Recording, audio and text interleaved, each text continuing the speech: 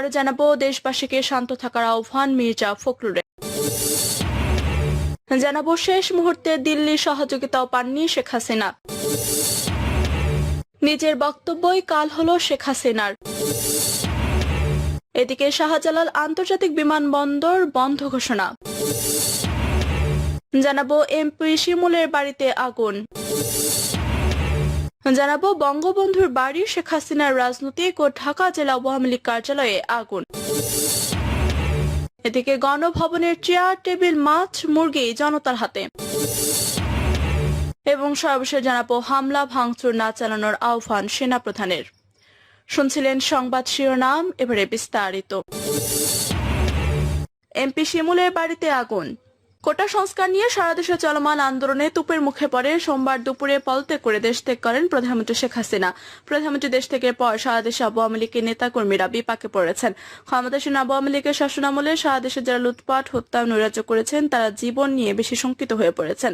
বিকেল 4টার দিকে নাটোর জেলা আওয়ামী লীগের কার্যালয়ের সদর আসনের সংসদ সদস্য শফিকুল ইসলাম শিমুলের বাসভবন জান্নাতি প্যালেসে আগুন দেয় বিক্ষুব্ধরা।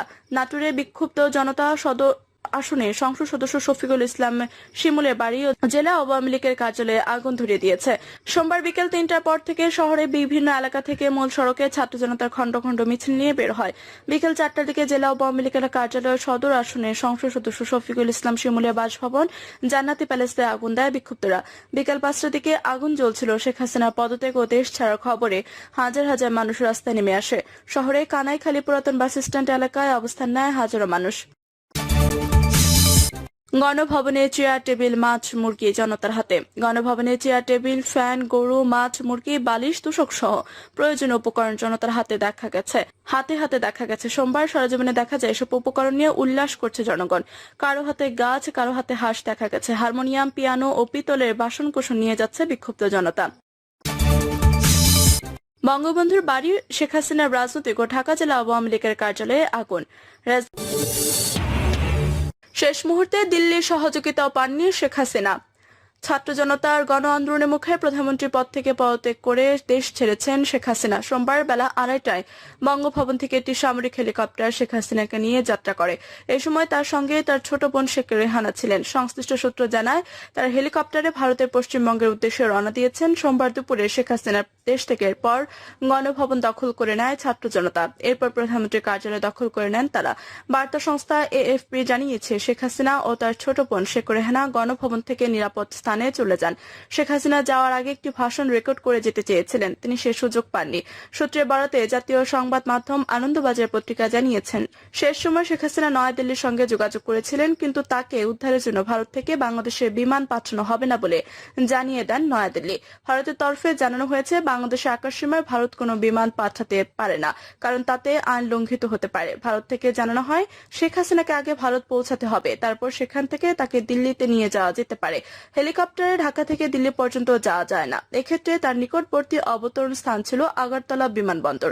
সেখানে নেমেছেন শেখ হাসিনা। আগরতলা থেকে তাকে বিশেষ বিমানে করে দিল্লিতে নিয়ে যাওয়া হবে। নিজের বক্তব্যই কাল হলো শেখ হাসিনার। নিজের দেয়া এক বক্তব্যই কাল হলো শেখ হাসিনার। বক্তব্যের জেরেই বাড়ল আন্দোলনের গতি। সেই গতিতে সামনেই দাঁড়াতে পারলেন না তিনি, ছাড়তে হলো ক্ষমতা।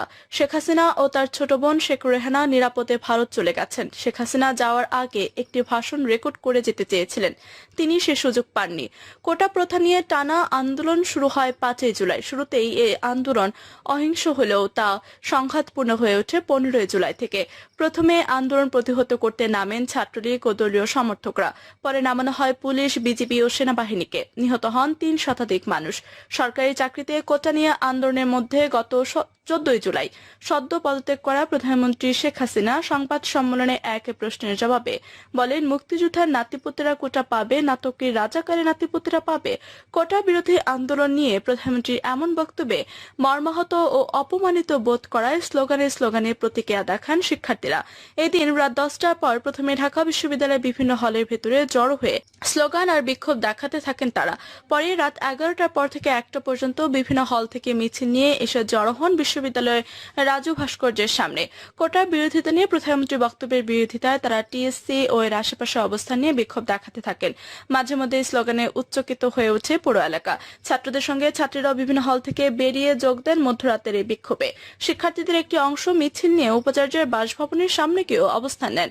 ঘণ্টা দেড়েক অবস্থান করে রাত 1টার পর ফিরে যেতে দেখা যায় তাদের মিছিলে শিক্ষার্থীরা চেয়েছিলাম অধিকার, হয়ে গেলাম রাজাকার, তুমি নও আমি নই রাজাকার রাজাকার, লাখো শহীদের রক্তে কেনা দেশটা কারো বাপের না ইত্যাদি স্লোগান দেন। তাদের ক্ষোভ কোটা আন্দোলন নিয়ে প্রধানমন্ত্রীর বক্তব্যকে ঘিরে।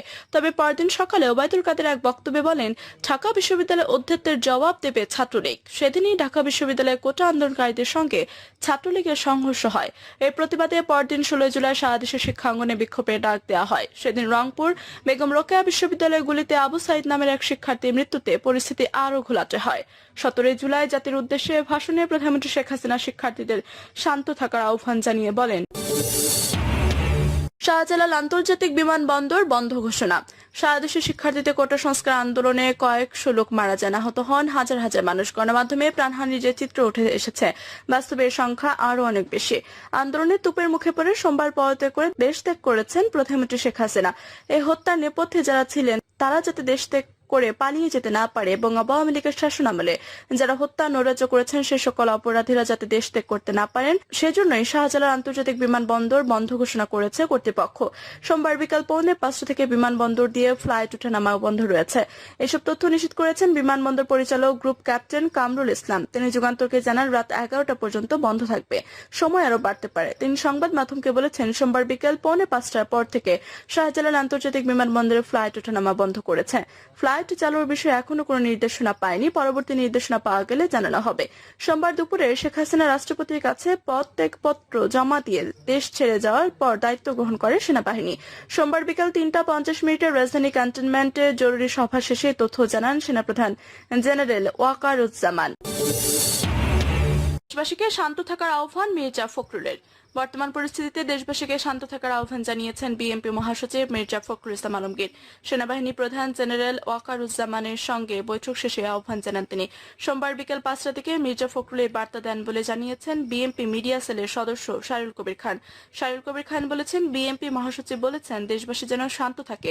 সেনাপ্রধানের সঙ্গে বৈঠকে বিএনপির পক্ষ থেকে মির্জা ফখরুল ইসলাম আলমগীর, স্থায়ী কমিটির সদস্য মির্জা আব্বাস ছিলেন। শাহরুল জানিয়েছেন, বিএনপি মহাসচিব জানিয়েছেন ওই বৈঠক সুন্দর হয়েছে। সেনাপ্রধানের সঙ্গে বৈঠকে আরও ছিলেন জাতীয় পার্টি চেয়ারম্যান জিএম কাদের, মহাসচিব মুজিবুল হক চুন্নু, ব্যারিস্টার আনিসুল ইসলাম মাহমুদ, গণসংহতি আন্দোলনের সমন্বয়ক জুনায়েদ সাকি সহ বিভিন্ন রাজনৈতিক দলের শীর্ষ নেতারা। বিশিষ্ট ব্যক্তিদের মধ্যে বৈঠক ছিলেন অধ্যাপক ডক্টর